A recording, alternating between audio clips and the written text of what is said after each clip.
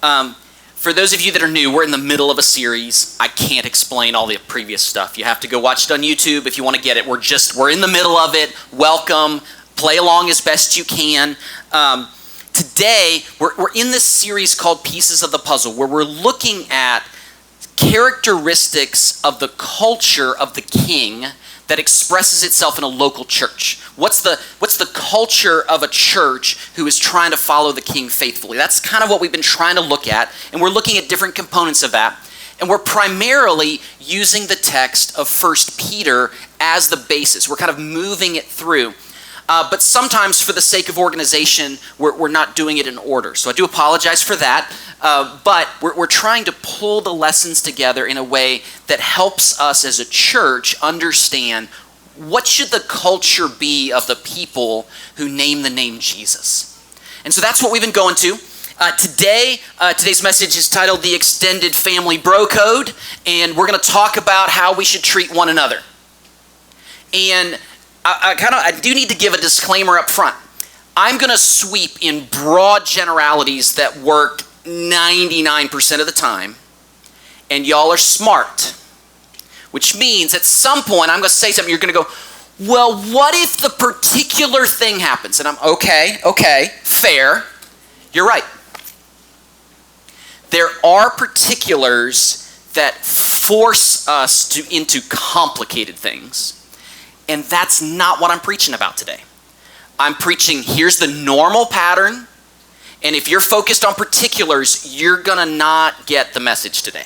So what I want to invite you to do is when your brain goes, what about, okay, is that an exception, and is it really rare?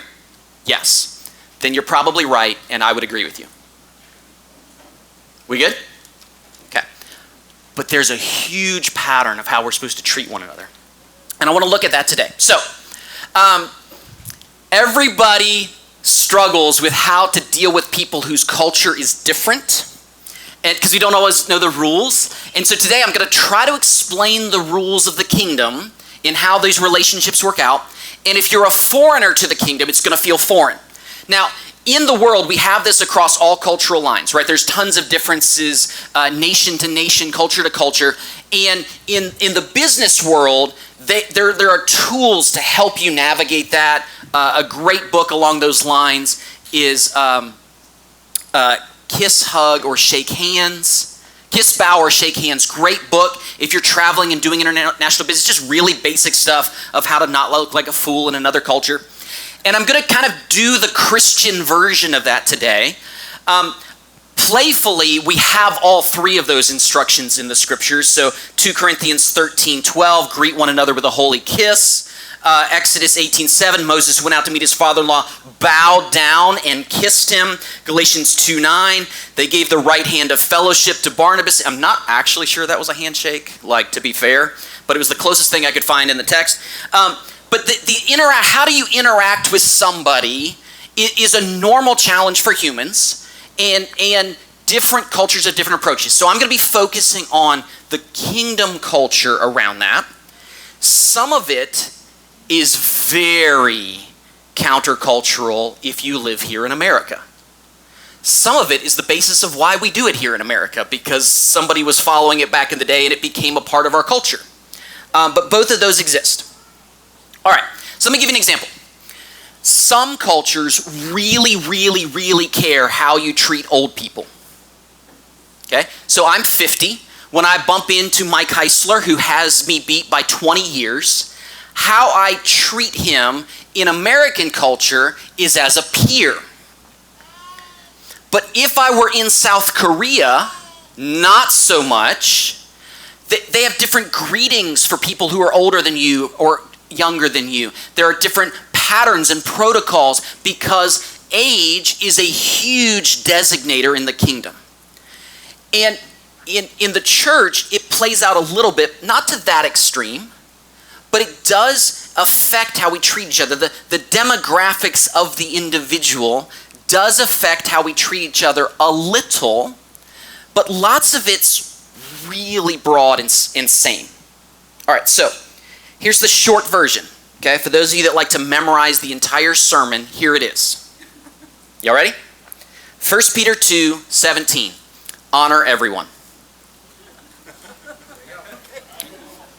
right? I mean, like short version, that's it. How do we treat one another in the kingdom? With honor. I said honor. He may have been talking to his dad. All right. Honor means that I see you as hugely valuable, created in God's image, worthy of redemption, right? I see you as someone who's important and valuable even when you're a jerk. Maybe especially when you're a jerk, right? I see you as hugely important and valuable, and that's my default. And across Christian terms, we've agreed on this largely. You know, when C.S. Lewis said, "You've never met a mere mortal," he recognized there's something of the divine nature that's in humans, that we're created in his image, and you can't get away from it. And that's my default. When I meet someone, I treat them with honor, because that's what the king would expect of me. So the challenge is so how do I do that? Like, what's that look like, right? Like in practical terms, how does that play out? And so the rest of the sermon is going to be focused on how does honor play itself out in unique relationships, but the default is always honor. Now, from honor, lots of other things build very naturally, right? So early next month, we're going to honor the Fosters by helping them move. Service is a variety of honor, right? It flows out of, I see you and you're hugely valuable and you have a need, so I'm going to help you. And it's not difficult to respond that way because I've started on that basis of honor. It plays out in fellowship. I see you as really valuable and worthy of redemption and honored before God, and I'd like to get to know you better. We should spend time together, and it becomes fellowship. And so we spend time together because of that default setting of honor. Love absolutely flows as I honor you, and then I get to know you, and I discover that you're even more amazing than I thought, and it flows and expands and becomes love. All of that flows out of the same. Now, from honor, we're going to recognize that honor applies itself a little differently to unique groups. And so we're going to kind of talk about some of the demographics of a church and some of the demographics of a society and how that affects it. But let me give you an easy example out of James 1. James 1:27, pretty classic verse. If you're looking for a fun verse to memorize to help you in your walk with Jesus, it's not a bad place to start. It reads this: "Religion that is pure and undefiled before God the Father is this, to visit orphans and widows in their affliction, and to keep oneself unstained from the world." So you want to be really good at following Jesus. Keep yourself unstained from the world, because holiness is still the demand. It's the requirement, and there is a requirement that we be different. But that different is never a separate, aloof, up on the ivory tower, just being holy. It's never that. It's incredibly practical and invested in people who have need. And in this case, orphans and widows, I feel like there are a lot of other categories that could be added to this, and it would mean the same thing. But in the context, think first century, what's going on with orphans and widows? They are not able to sustain themselves in that culture. They are not able to be productive members of society. They are, in fact, a drain on the community. And honor says, but they're worthy of it. They're valuable, so of course we would serve them. They can't give us something back, and it's not a fair exchange. Honor doesn't care. Honor serves them, loves them, welcomes them, makes sure they're eating, makes sure they're taken care of, protects them when they need protected. And there are, in fact, lots of other categories that fit a similar thing, where you're not able to sustain yourself, you're maybe not able to be a productive member of society, and we don't care. You're the people we care about. You can't produce, not a problem, we still love you. We're still there for you. We still see value in you. I still assume you'll teach me something. I still assume you'll show up in a way that surprises us and blesses the church, because you are made in God's image. You're valuable. All right. By and large, as we look at how this plays out in the scriptures, family language is the norm. And I don't know how good your family was. Right? So the challenge is that honor then gets explained in family terms, and I don't know if you're on speaking terms with your sister. Right? So like, if you have a rather dysfunctional experience with family, maybe use the theoretical understanding of family today instead of your own. But this is what it looks like. So 1 Timothy 5, 1 and 2 gives a great example of this. Do not rebuke an older man, but encourage him as you would a father. Younger men as brothers, older women as mothers, younger women as sisters in all purity. It's like, this is how we do church relationships. We treat people like we would in a healthy understanding of family. So when I bump into an older man and he's got something wrong, I don't rebuke him in the same way that I would not rebuke my father, but I encourage him and I bless him and I honor him even while I try to help him see his flaw. Because he's got one. Because he's still human. Y'all with me? Right? So like, there may be a shortcoming there, but because he's an older man, I'm gonna approach it with a default of honor, and I'm gonna try to help him see it. But I'm not going to rebuke him or reject him or speak bad about him. I'm gonna stay in honor. Younger men, I'm gonna treat like brothers, which might mean that when he's way out of line, I go, what are you thinking? Because I would do that to my brother, and my brother would do that right back to me. But there's never a default where I've missed out on honor. But brothers treat each other a little different. When I meet an older woman, I'm going to treat her like my mom. True story, if everybody treated everybody like this verse plays out, the world would be a significantly different place. With the younger women as sisters, it adds the phrase in all purity. And this is a good chance to kind of pull in so what about the fact that men and women are men and women, and how does some of that play out? I want to talk briefly about purity. I know it's gotten a really bad rap because of how it was presented in the 90s. And if you're still recovering from that, sorry about it. But the word's still incredibly biblical and valid, so I'm going to use it. So purity is a variety of honor. Because I honor you, I'm not going to touch you in your no-no place.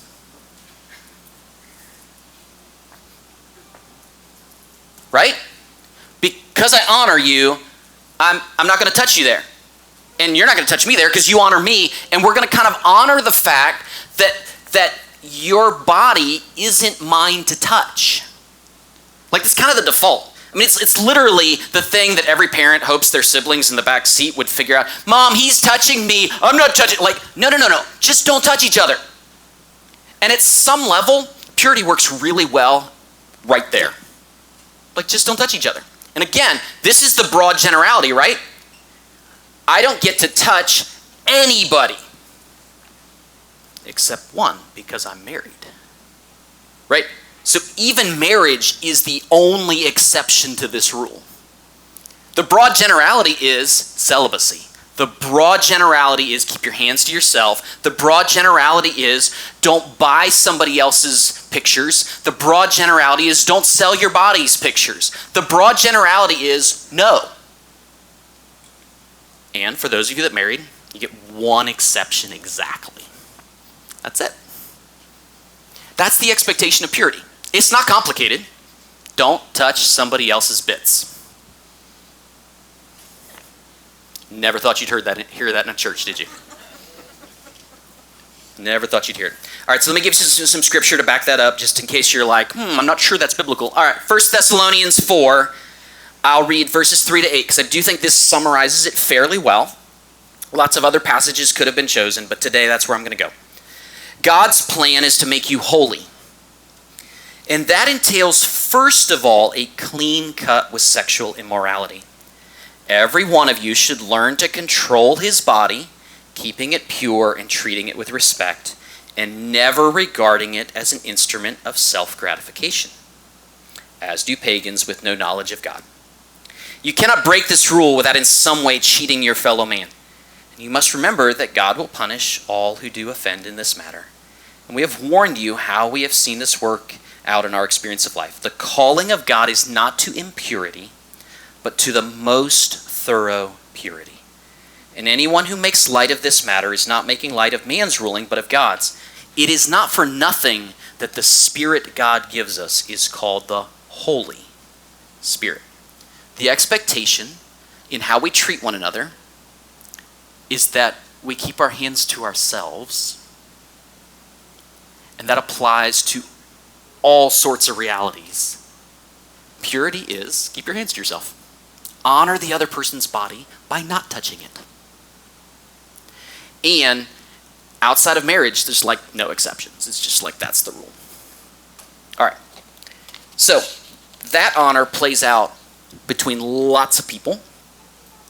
But there's also honor that plays out within power disparities. Now, I'm going to talk about some things like submission to the government. I'm going to talk about parents and children. I'm going to talk about rich and poor. I'm going to talk about husbands, wives. And in all of these, our communist and socialist friends get really nervous because they're all examples of power disparities, where somebody does have more power than somebody else, right? And they tend to think the solution is abolish all power disparities. And that's not how it plays out in the scriptures. So work with me here. I'm going to try to show you how the scriptures deal with huge differences in power in relationships, because the church has those. And I'm going to start with slavery. Partly because we're going through 1 Peter, and in chapter 2 it addresses slavery, so that was kind of there. But it's also one that we all really don't like. Trust me, right? Everybody, we all agree on that one? Everybody agrees slavery's bad? Okay. If you don't, we'll talk later. So here's the challenge. There's never been a time in the history of mankind that we haven't had slaves. Maybe Adam, Eve, Cain, Abel. Like maybe. But like really quickly we have slaves on the earth.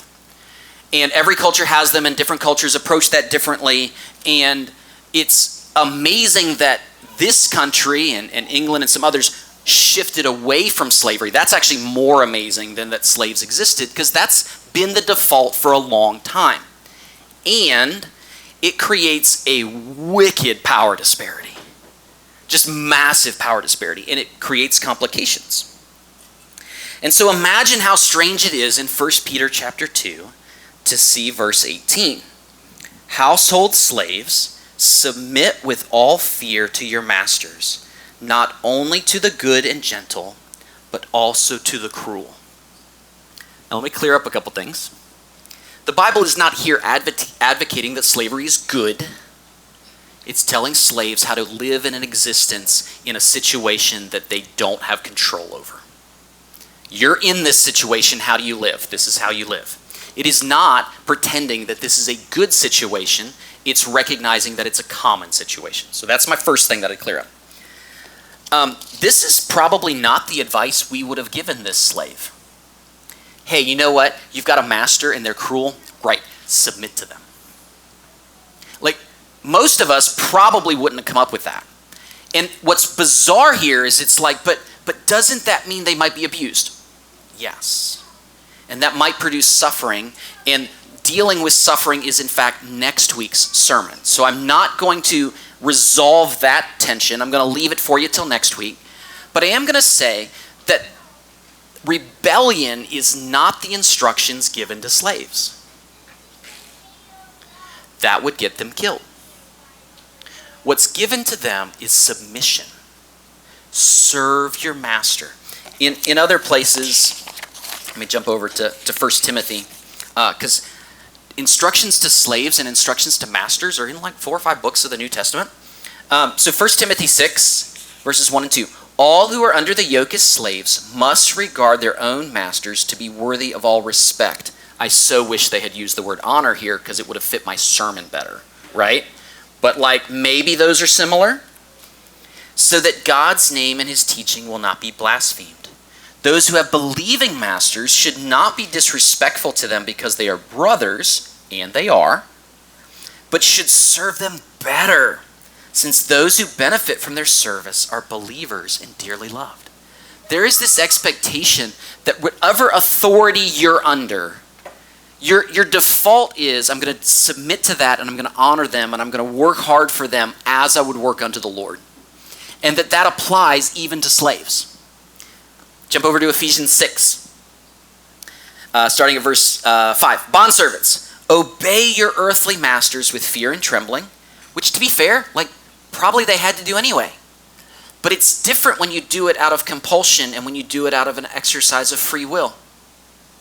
And it invites them to participate in their life as an act, as a gift, which is a pretty profound gift to give. With a sincere heart, as you would Christ. Not by way of eye service or as people pleasers, but as bondservants to Christ, doing the will of God from the heart, rendering service with a good will as to the Lord and not to man.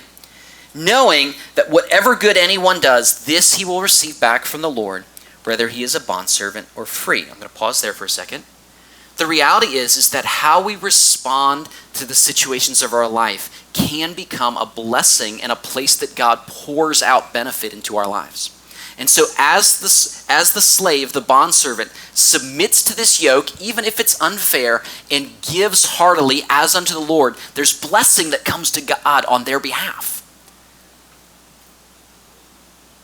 Even if it comes with suffering, which again, you got to wait till next week for that one. Masters, do the same to them. Wait, do the same to them? Yes, submit right back to them. Because they're your brothers. They're your sisters. They're worthy of honor. Right, what's the default? Honor. So you're in the position of master. You have some authority. You have some power. How should you use it? Through honor. You're in a position of submission. You're stuck in a position. How would you? Honor. Honor goes both ways, and it becomes the platform for a possibility. Either of blessing from God or blessing in the moment, but either way, it's good.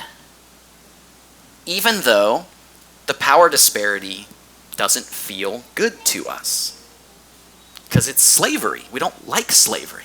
No, but we do like people living in honor and working in honor. And there's something beautiful that becomes possible in a terrible situation. Which is kind of amazing. Masters, do the same to them. Stop your threatening, knowing that he who is both their master and yours is in heaven, and that there is no partiality with him. See, what is crazy wild in this scripture is not that slaves exist and that they're told to obey. Lots of people said that. What's crazy wild is that the masters are told that they are also under a master, and that there's no partiality between the slave and the master in God's eyes. There is an equality that plays out in the body of Christ, but even across the power disparity. So the slave and the master are both God's. And the masters are like, stop your they're being told, stop your threatening. Treat them as someone who is a co-heir with Christ. Treat them as your brother or sister. And we'll learn from several of these other passages that everybody in this strong position gets an accountability with it that is wicked, scary. There's an accountability for the power that we have. We see this in rich and poor, and I'm only going to touch on this lightly, largely because of time. If you really want to look close at it, we did an entire sermon on just this topic in James chapter 2. But there are protections around the relationship in a wealth disparity. And so the way James 2 plays out is two people walk in and one's rich and one's poor. And do you say to the rich person, here, have this nice seat right up front where you can see really well. Oh, poor guy, go sit in the back. Go find a spot on the floor. And he's like, whoa. That ought not to be. And in most of the known universe, the rich are treated better than the poor. And this is like, no. There's no partiality with God. All of you are poor compared to him. And he has grace for you. And so don't say to the rich man, here's this nice situation, and the poor man, treat them without partiality. But what comes with that, in addition to that, is a huge amount of accountability.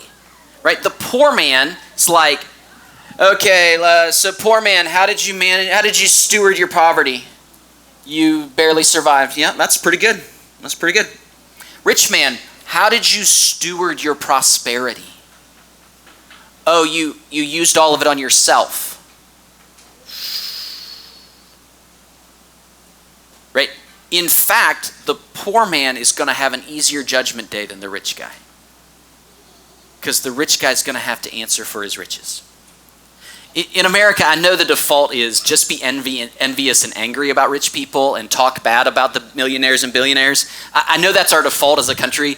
It's because we're jealous. But the reality is like, pray for the wealthy that they would find a righteous use for it. Because if they would find a righteous use for their wealth, what would happen to the kingdom? Right? Like, Lord, thank you for blessing so-and-so. Would you give them wisdom of how to use that? Because, Lord, I don't want them to get sucked into that world of selfishness that is so common. Lord, would you humble them, and would you give them a compassionate heart? Would you give them wisdom so they know how much to give and how much to save back so their company stays in business so that their employees don't all lose their jobs? Like, give them wisdom to manage the forces of that so that they can do it right. And that's not how we tend to talk about it in the country, because we're jealous. We would rather them not have it than I don't have it. That's not healthy. But we don't treat them with partiality. But we do recognize that they have a different world. And we're kind to that. Anyway, if you'd like to look at that in specificity, Transformed Life was the series. It was a study of the book of James, and you can go find an entire sermon on wealth disparities and partiality. But I wanted to bring it up here because it's another one of the examples in our world. All right, another disparity that happens is parents and children. So Ephesians 6, verses 1 to 4. Children, obey your parents in the Lord, for this is right. Honor your father and mother. This is the first commandment with a promise, that it may go well with you and that you may live long in the land. Fathers, do not provoke your children to anger, but bring them up in the discipline and instruction of the Lord. Kids, what do you got to do? Obey your parents. Parents, what do you got to do? Stay in the Lord, raise them well, discipline them well, don't exasperate them. Like, there's so many more requirements on the person in power than there are in the person in the position of weakness. So many more requirements. It's harder. But to whom much is given, much is required. There's a logic there. Kids, you just get to obey your parents. And as you do, you learn the skill of how to obey God. You learn the skill of how to navigate the world. There's much blessing in that. Parents, you have to figure out how to do it without exasperating them. And they exasperate you sometimes, so that's a challenge. But the requirement is on the person in the higher position of power. That's the harder role. Which brings me to the passage that set up this entire sermon. So 1 Peter chapter 3, verses 1 to 7, says words that I never thought I would utter out loud in Ithaca. Would you hear this passage with me as I talk about husbands and wives?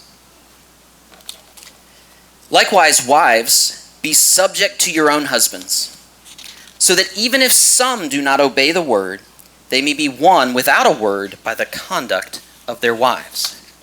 When they see you respect your respectful and pure conduct, do not let your adorning be external, the braiding of the hair and the putting on of gold jewelry, or the clothing you wear, but let your adorning be the hidden person of the heart with the imperishable beauty of a gentle and quiet spirit, which in God's sight is very precious.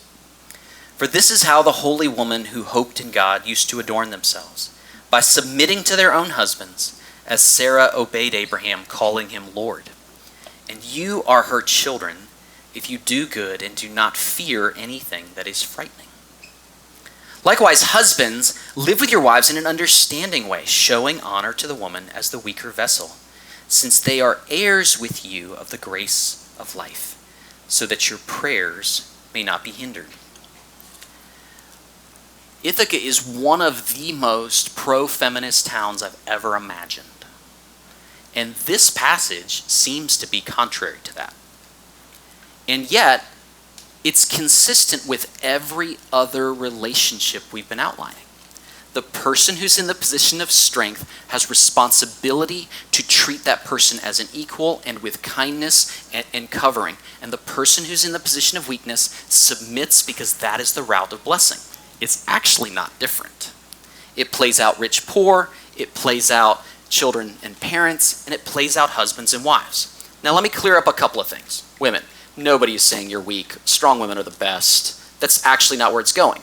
But if I take 100 men and 100 women and we do a strength contest, we know how that plays out. Again, if you're like, but there's an exception. Yes, there are women stronger than me. I don't question it. You're right. It's kind of not the point. The point is the risk of power disparity disproportionately leans that men would be in a position of power and wives would be vulnerable. That's the point. In the same way that that plays out in wealth, in the same way that that plays out with parents and children, in the same way that that plays out with slaves and masters. So if you're in the position of vulnerability, what's your path? Obedience, submission, quiet spirit. Now, that doesn't mean you don't speak. It means you show up with a grace that is beautiful. That's your default. And men, I just don't know many verses that warn you that if you get this wrong, your prayers will be hindered. Like, that's borderline terrifying to me. If I get this wrong, if I don't treat my wife as a co-heir, if I don't recognize that she is also the heir of life eternal, if I don't treat her with the kindness and the respect and the covering and the gentleness that is required of me, my prayers might be hindered. It's terrifying. But it's the same relationship structure where you've got this natural disparity that exists broadly in the world, and the rule for the person who's on the bottom of that disparity is submit and work heartily in that role. And the person who is given that position of power, whether that's through wealth or massive biceps, whatever it is, that person's job is to treat them as an equal kindness, covering, care. And none of this has changed. That's still the path to blessing. If you want to play along with how God is working in the world, you play along according to his terms, and the scriptures play this direction. It plays out the same way in government, and in government, all of us are lowly. All of us are in the bottom of that position of power. And though I touched on this a few weeks ago, I'll revisit it today. 1 Peter 2, 13 to 17. Be subject for the Lord's sake to every human institution. What about the corrupt ones? Be subject for the Lord's sake to every human institution. What if they're liars? Be subject for the Lord's sake to every human institution. I don't like that verse. It gets me in my selfishness hard. I don't like it.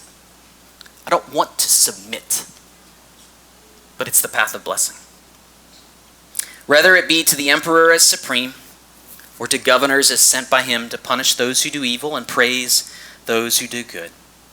For it is the will of God that by doing good you should put to silence the ignorance of foolish people. Live as people who are free, not using your freedom as a cover-up for evil, but living as servants of God. Honor everyone. Love the brotherhood. Fear God. Honor the emperor.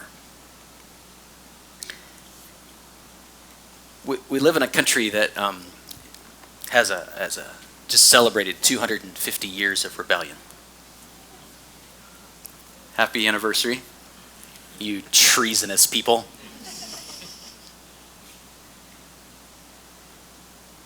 There is a challenge that plays out. All of this that I've addressed today is the norm. This is the normal default. But what if the emperor builds a 90-foot tall gold statue and tells us all to bow down to it, and God's word says not to bow down to idols? You're right. You're 100% right. And I like the approach of those Israelites in Daniel, who started with submission and honor. O king, live forever. But I can't do that. O king, live forever, but I can't do that. And the challenge of those exceptions is they come with a huge risk. Because broadly, the path to blessing is in this role of submission. And if they build a 90-foot tall statue and you're like, I can't bow down to that, I hear you. And he's able to deliver you from the fiery furnace, and I hope he does. But the norm is that the path of submission is the path to blessing. Even for slaves who don't have any choices. No, they do have a choice. They can serve embittered, under compulsion. They can hate every minute of it. And they can ruin every chance of letting that suffering shape them into holiness. They have a choice. And the choice is, choose the path of voluntary submission. There is blessing in it.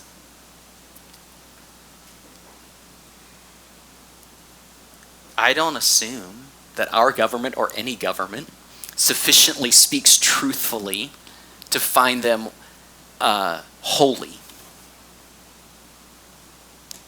Go ahead. Go find me the holy government. And if Jesus isn't the king, I don't know what you're talking about. And yet, the invitation is submit. And to the extent that we're unwilling and we just resist and we kick and we fight and we scratch the whole time,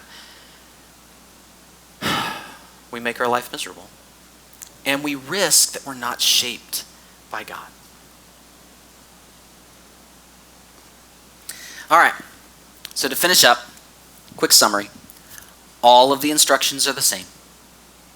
To the person in the weaker position, whatever that role is, submit and be an exemplary individual. Do it well.